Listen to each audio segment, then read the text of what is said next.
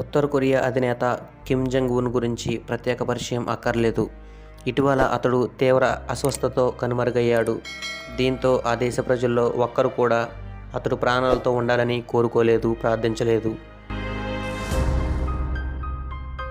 అంటే కిమ్ చనిపోవాలని ఆ దేశ ప్రజలు కోరుకుంటున్నారు.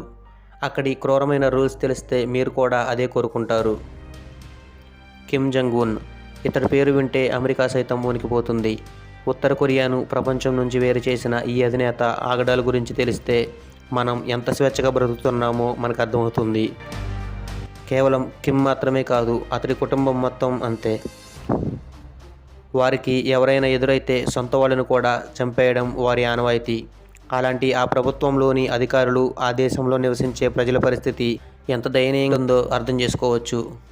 అంతేకాదు, ఆ దేశంలో ఇప్పటికీ సుమారు 100 ఏళ్లు వెనకబడి